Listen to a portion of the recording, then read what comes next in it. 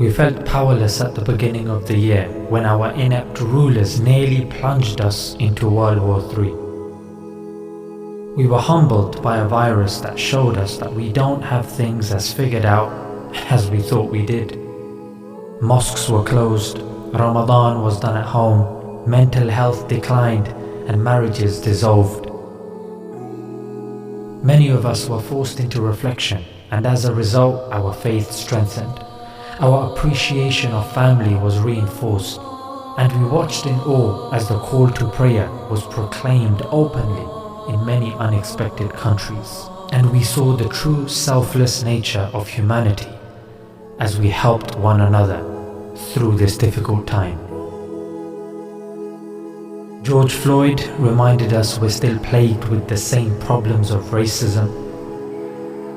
Countries like France, China, India, and Sri Lanka came out openly as Islamophobic. Countries like Morocco, Bahrain, UAE made friends with Israel and showed us that they value money more than humanity and brotherhood.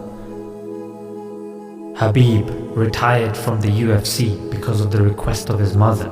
He showed us that you don't need to compromise your beliefs just to fit in. An Orthodox Muslim comedian made it to Britain's Got Talent and did us proud by reminding the nation of its responsibility in tackling racism and Islamophobia.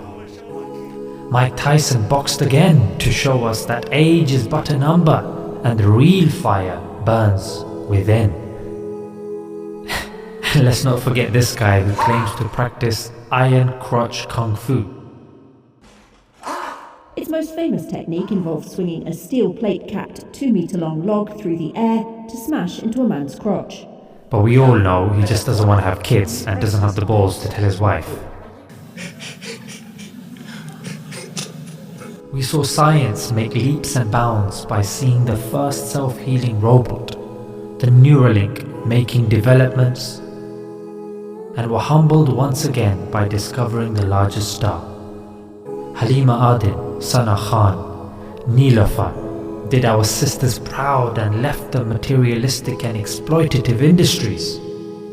Harry and Meghan left their royal family for, I guess, similar reasons. Let's not forget KFC, who made their own games console, which the world still doesn't know how to react to. Trump left the White House, kind of, and UK left Europe, I think. More importantly, we learned not to follow our leaders blindly. Disinfectant, where it knocks it out in a minute. Perhaps you could sort of take it on the chin, take it all in one go and allow the disease, as it were, to move through the population. Do you regret taking a half-hour journey to Barnard Castle? It's just, it's been such a tough year for so many people. We learned the value of faith and family, and so, after all that, we say Alhamdulillah, that despite 2020 being such a crappy year, we end it with having the faculties and facilities in place to be able to listen to this video and say, Alhamdulillah, we lived through that and we survived.